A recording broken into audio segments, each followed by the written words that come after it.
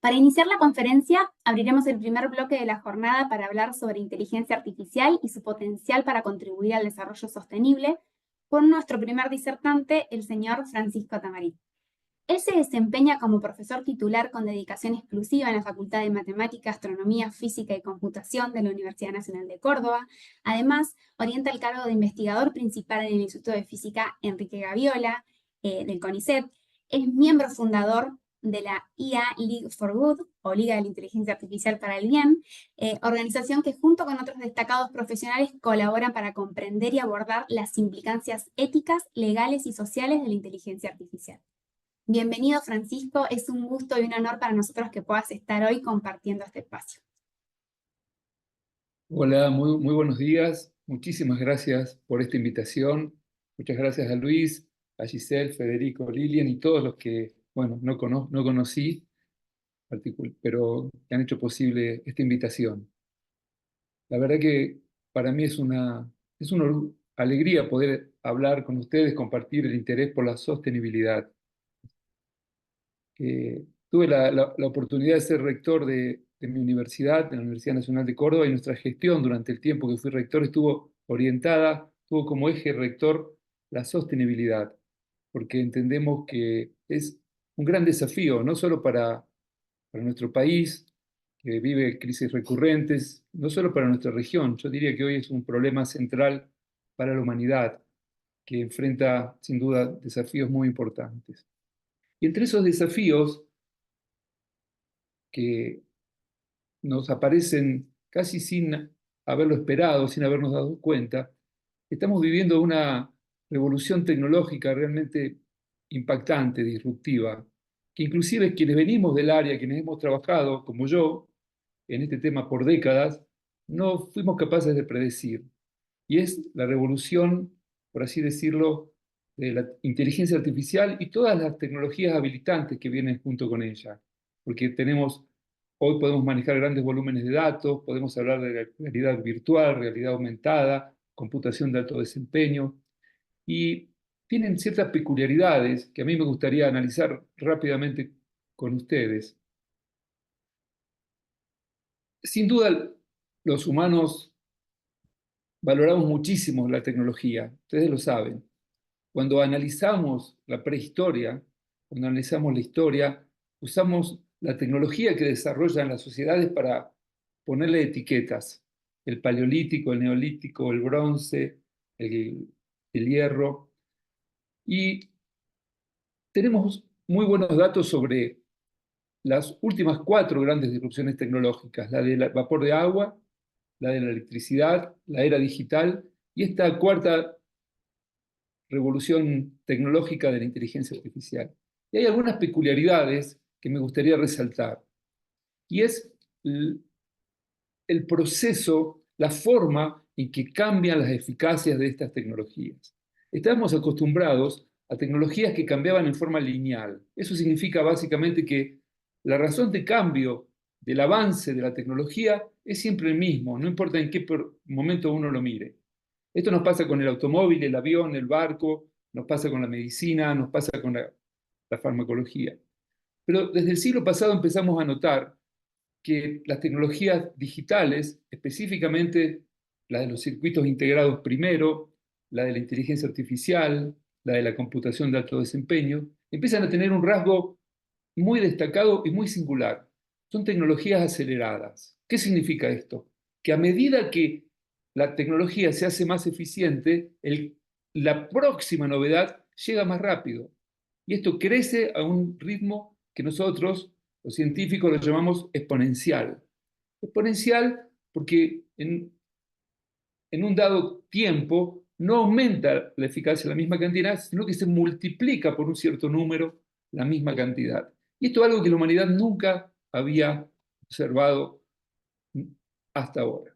Yo les voy a dar algunos ejemplos. En términos de el tamaño que tienen las redes neuronales hoy, las redes neuronales son estas arquitecturas algorítmicas que nos permiten imitar comportamientos inteligentes. En términos del tamaño, y el tamaño es una medida de lo que nos va a permitir modelar una red neuronal. Cuán complejo es el proceso que podemos modelar. se calcula que la evolución es de aproximadamente 580 veces cada año y medio. Imagínense qué significa que algo mejore en un año y medio un factor aproximado a 600. En particular significa que en 3 años mejoró 360.000 veces y que en 4 años y medio mejora 219 millones de veces. O sea, es un momento muy importante para la tecnología, pero no se agota en los problemas tecnológicos. Y esto tiene consecuencias, si ustedes lo ven, lo estamos percibiendo, en el planteo de la sostenibilidad. ¿Cuál es el modelo de desarrollo que nosotros imaginamos que nos lleva a construir un mundo con un mejor sentido del buen vivir? Esa es la pregunta que nosotros tenemos que contestarnos. Y esto no es un problema que pueda quedar acotado a mi universidad, a la empresa, a mi provincia. Este es un problema que tiene connotaciones globales y que sin duda también impacta en la forma en que hoy vemos cómo se polarizan las sociedades. Esto tiene que ver que existen tensiones subterráneas que afloran de formas muy incontroladas cuando estos procesos tan disruptivos emergen y no tenemos ni siquiera tiempo para pensar hacia dónde estamos yendo, cómo podemos utilizar estas cosas. Esto no significa que no se esté discutiendo, que no se pueda hacer. Este espacio es uno de esos valiosos espacios que necesitamos para conversar. Quienes estamos en la academia necesitamos enriquecernos con las miradas de quienes producen, de quienes comercian, de quienes trabajan, con la mirada de los jóvenes, con la mirada de los adultos mayores. Porque si nosotros no paramos para reflexionar y si no nos organizamos para poder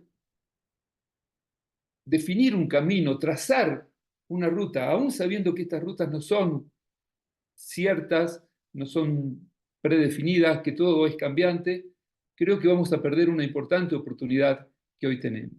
Esta revolución de las redes neuronales nace el siglo pasado. Tuvo un inicio extremadamente lento, muy, muy lento, pero lo que la caracterizó e hizo que se sobrepasase a otras estrategias algorítmicas para abordar el problema de la inteligencia artificial, porque quiero contarles que hay muchos abordajes para inteligencia artificial.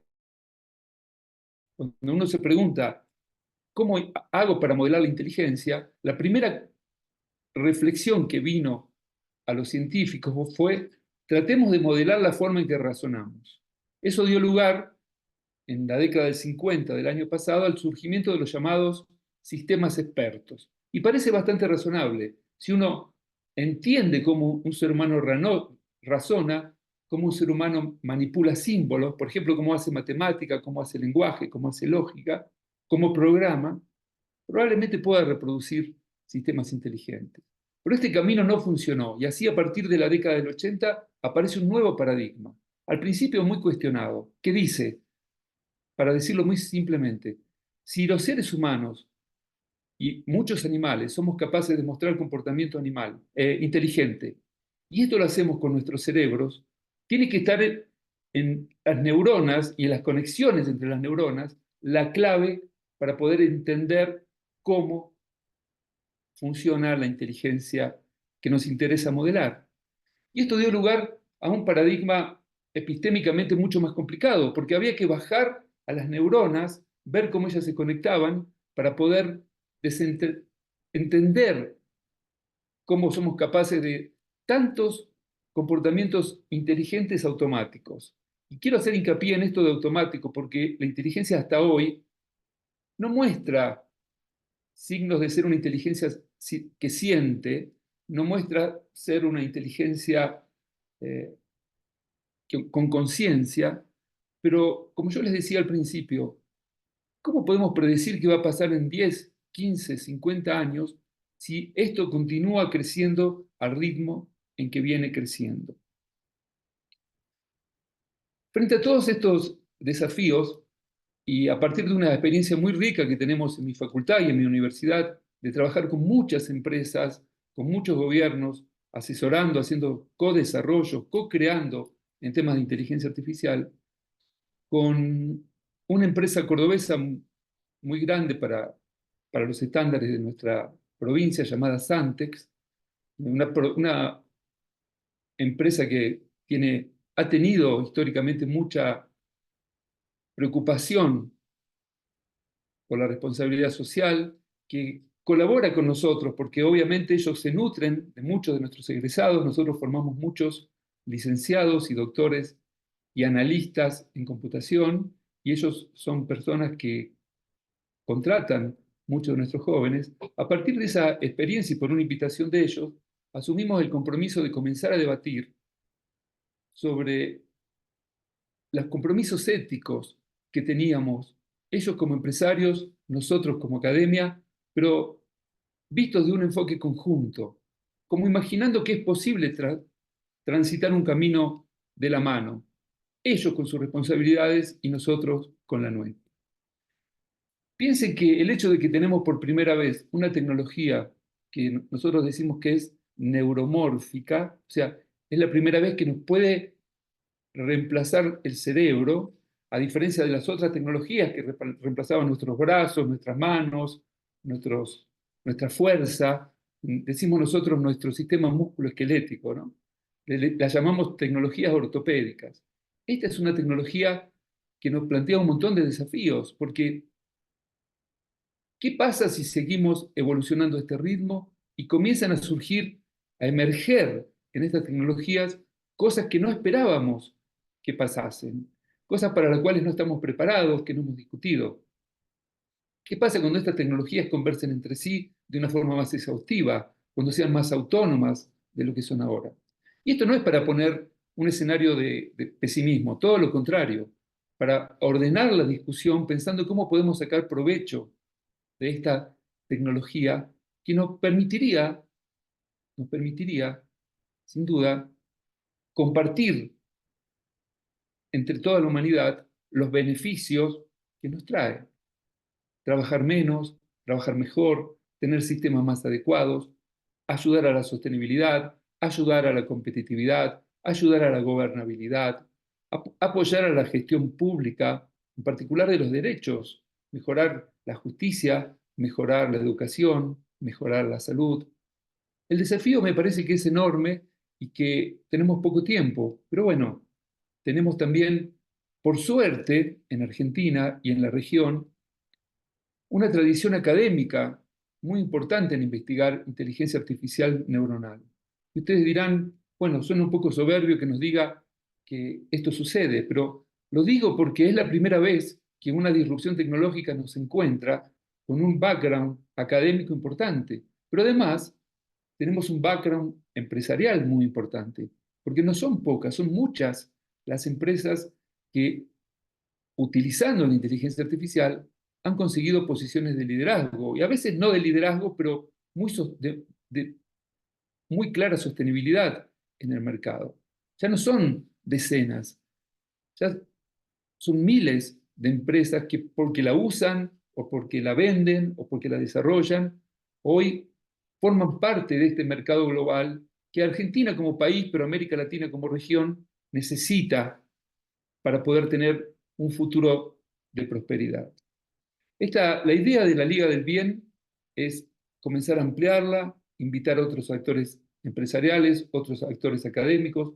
Tuvimos la suerte de sumar a gente que no es ni de la academia ni de la empresa, pero que tiene mucha experiencia, en particular el doctor Andrés Piazza, y a través de él el Instituto para el Desarrollo Digital, que funcionan a través de una fundación, que nos dan un montón de sustento, de dedicación a este emprendimiento. Nosotros en la Liga del Bien nos preocupamos por tratar de imaginar cómo en nuestro ambiente emprendedor sería posible dar garantías a los ciudadanos y ciudadanas de que la inteligencia artificial se usa bien. Y esto ustedes saben, no es fácil. No es fácil porque no se puede saber qué hay adentro de un disco duro, qué hay adentro de una placa que está en estos momentos entrenando una inteligencia artificial, cuando hoy tenemos todo el mundo interconectado, donde las computadoras ya no las tenemos en nuestra casa, sino que todo se hace en la nube, es realmente un gran desafío. Entonces, como el mundo hoy discute de una forma muy acalorada cuáles son las formas de regular, y frente a eso tenemos diferentes modelos, tenemos el modelo de Estados Unidos, el modelo de China, el modelo de Europa, que parecen incompatibles entre sí. Nosotros pensamos que no corresponde a una empresa y una academia que se pongan a regular. Nosotros más bien discutimos cómo debería ser un sistema que nos permita autorregularnos, que nos permita a nosotros, empresarios, académicos, desarrolladores, pensar si tenemos buenas intenciones, cómo podemos dar garantías de que lo que estamos haciendo está bien. Un aspecto muy importante es la fiabilidad de estos sistemas. ¿Cómo poder decir que lo que ese sistema hace, perdón, decir que lo que garantizar que lo que decimos que ese sistema hace es lo que realmente hace?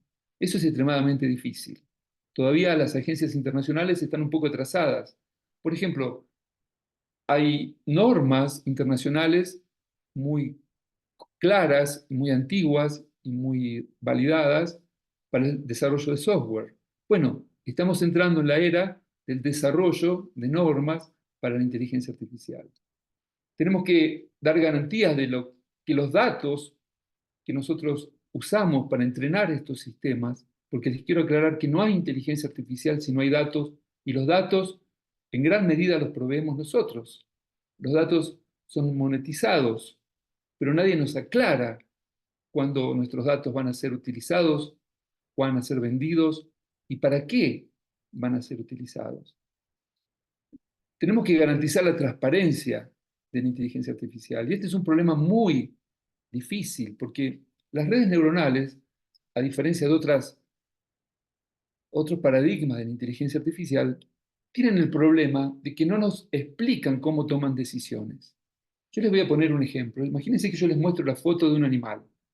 Es muy probable que ustedes en décimas de segundo me digan qué animal es, a menos que yo haga una trampa y le ponga un animal muy difícil. Pero ustedes están entrenados, como yo, para identificar animales en fracciones de segundo. Ahora, ustedes son incapaces de decirme cómo hicieron para identificar ese animal. Y más aún en términos neuronales. No me pueden decir tal región del cerebro, ¿no? No conocen eso, no tienen acceso, pero ustedes de todas formas pueden responder, pueden tener un comportamiento inteligente sin entender qué hace el órgano que genera esa inteligencia, que es precisamente el cerebro. El cerebro más la retina, más el complejo de la visión, por supuesto, ¿no? Pasa lo mismo con las redes neuronales. Las redes neuronales no nos pueden contar cómo deciden lo que deciden. ¿Cómo deciden que en esa foto hay un perro? O cómo deciden, por ejemplo, si esa persona cometió o no cometió un delito, o si esa persona es la persona que estamos buscando. Entonces, esto que nosotros llamamos transparencia, que para nosotros tiene un término más técnico, se llama explicabilidad, es un problema muy central del futuro de la inteligencia artificial. Y es muy importante que ustedes, como una organización que está preocupada por la sostenibilidad, entienda que hay que poner mucho esfuerzo en tratar de generar normas que nos permitan autorregularnos, pero a su vez poder evaluar que estas cosas se utilicen para el bien. Partimos de la base de que la ética nos indica de que queremos hacer una inteligencia artificial que no produzca daños en seres humanos. Pero es difícil, es difícil. Y partimos también de la lógica de que entendemos que todo tiene impacto, pero que queremos tratar de minimizar los impactos negativos y optimizar los impactos positivos. Que queremos imaginar que esta herramienta va a construir soluciones para un montón de flagelos que hoy tenemos, que son humanos, que son sociales, que son ambientales y que son económicos. Y la inteligencia artificial nos puede dar esas soluciones. El punto es cómo nos organizamos como sociedad. Y acá yo quiero poner una componente particular, y es desde dónde, a qué escala nosotros nos tenemos que organizar. Esta revolución de la inteligencia artificial, de las redes neuronales, comienza en el 2006, pero ya en el 2010, eso lo podemos ver en retrospectiva, porque en verdad el momento en que empiezan a impactar en la vida de la gente es el año 2010. Se usan para manipular elecciones, se usan para satélites, se usan para industria, se usan para salud, para justicia, más o menos desde inicio de la década del 2010. Y la pregunta que nosotros tratamos desde la Liga del Bien de responder es: ¿cuál es la escala en que debemos mirar el problema? Hoy hay dos grandes actores, y esto es una peculiaridad de esta revolución tecnológica. Aparece Estados Unidos, claramente hegemónico, aparece China, siguiendo a Estados Unidos, pero con un ritmo de crecimiento muy importante. Eso no deja de ser algo llamativo. Y hay una región que siempre fue muy importante en términos de tecnologías, que es Europa, que hoy aparece claramente atrás de Estados Unidos y China. Y la pregunta es, ¿qué sucede? Bueno, hay muchas razones para imaginar esto y algunos, no yo, creen que la responsabilidad de esto tiene que ver con las normas y regulaciones que impone Europa. ¿Y por qué yo digo que no? Digo porque las normas son muy nuevas y Europa está ausente de este debate desde hace bastante tiempo, y Europa fue una de las regiones más importantes en el desarrollo de la inteligencia artificial desde el punto de vista académico. Entonces, lo que yo creo es que frente a estos tres grandes bloques que hoy tenemos, Estados Unidos, China y Europa, que empieza a reconformarse en una unidad, no hay mucho lugar para provincias, para ciudades y tampoco para países como el nuestro. Yo en ese sentido creo que nosotros deberíamos generar una lógica regional que nunca hemos sido capaces de imaginar. Más allá de algunas experiencias como el Mercosur, con sus ventajas y sus desventajas, nosotros no tenemos el hábito de abordar estos problemas en forma comunitaria con otras naciones de la región. Naciones que, como nosotros, tienen un gran desarrollo académico, empresarial en este tema, y además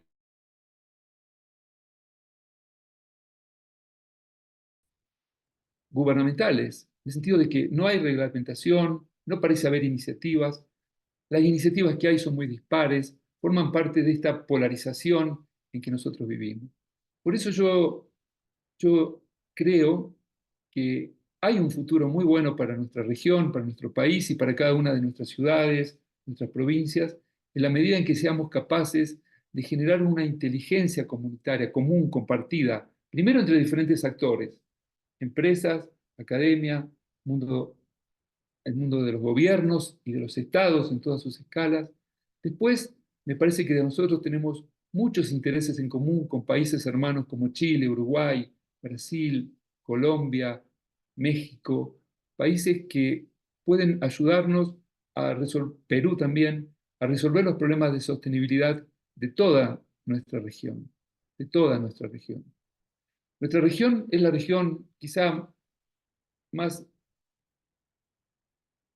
aventajada en términos de recursos naturales y riquezas naturales, y sin embargo sigue siendo una región profundamente complicada. Me gusta siempre recordar que el 33% de todos los asesinatos violentos, todos los asesinatos, perdón, suceden en América Latina y el Caribe, a pesar de que somos poco menos del 8% de la población de la Tierra. Quiero recordarles que tenemos índices de desigualdad mucho más profundos que África, Asia o cualquier otra región del mundo. Convivimos con esa prosperidad limitada y con esos grandes márgenes de pobreza y de marginación. Y yo espero que la inteligencia artificial también sea parte de la agenda, de la forma de construir una sociedad más próspera para todos nosotros. Pensar en mi ciudad, Córdoba, es una ciudad que ha sabido utilizar a la inteligencia artificial para el desarrollo, pensar en mi provincia, pensar en mi región, la región pampeana, ¿no? No me tiene que impedir entender que esto es un proceso que requiere también una mirada humanizante de una tecnología que muchas veces nos asusta pero que en realidad nos brinda una enorme oportunidad. Muchas gracias. Gracias, gracias Francisco por tu generosidad y tus valiosas reflexiones. Te agradecemos también por acompañarnos sabiendo que estás desde México y conectado desde muy temprano, así que gracias también por eso. Te invitamos a continuar a través del chat si llega a haber ahí consultas o comentarios y gracias una vez más. Perfecto. Ilu, yo Sí, tengo una pregunta para Francisco, ok. para cerrar viendo que nos quedan algunos minutos. Francisco, si desde el trabajo, ¿no?, que están haciendo en la liga, de tu conocimiento en el tema, ¿qué sugerencia o qué consejo le darías para comenzar a investigar acerca de este tema y empezar a ver qué herramientas están disponibles a quienes por ahí todavía no han tenido contacto con alguna de las herramientas, valga la redundancia, o que quizás todavía es más, te diré, reacia a usarla? Para al que le está empezando a picar el bichito y no vio todavía nada, ¿qué le sugerirías, Francisco? ¿Leer algo primero? ¿Ir a buscar directamente, no sé, ChatGPT? ¿O cuál sería tu sugerencia para alguien que está recién empezando a ver esto?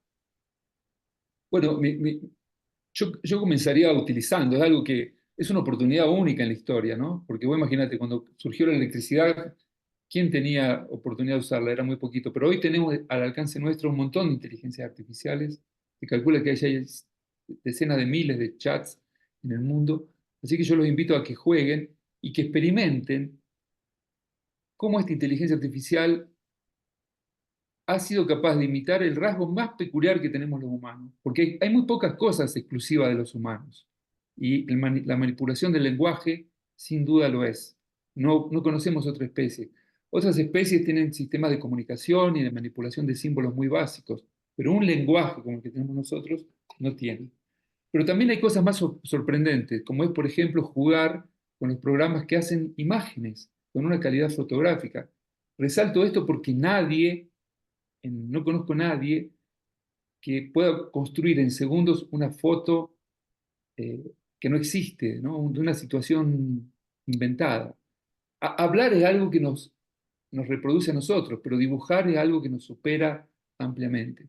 Entonces, vos sabés que Alan Turing, que fue el padre de la inteligencia artificial y de la computación en la década del 50, él decía, no nos metamos con los psicólogos, simplemente tratemos de llamar inteligente a lo que nosotros reconocemos como inteligente en otros. Y él decía que si uno podía conversar con una máquina, dijo ya en los años 50, si alguien puede conversar con una máquina sin verse y del otro lado, en vez de haber un humano, vos pones una computadora y el ser humano no se da cuenta que está conversando con una computadora, entonces vamos a decir que tenemos una máquina que piensa, decía él, ¿no?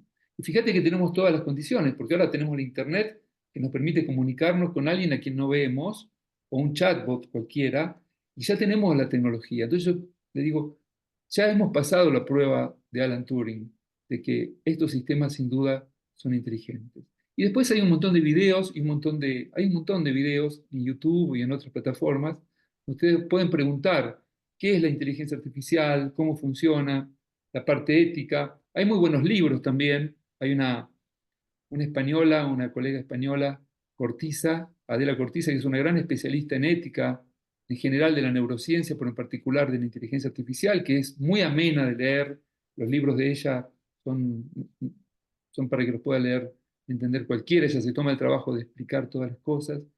Y bueno, y también en cada universidad seguramente hay actividades, ¿no? Acercarse, preguntar, hay capacitaciones. Me parece que es algo de lo cual no podemos escaparnos. Esto llegó, puede que sea una moda, pero es una moda que va a quedar.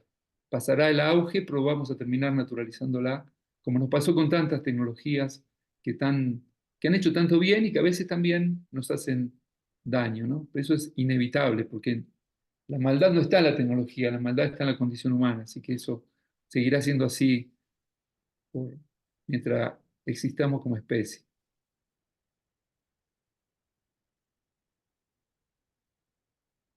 Bueno, muchas gracias, ¿eh? Les agradezco enormemente. Gracias. Gracias, Francisco. Muchas gracias nuevamente.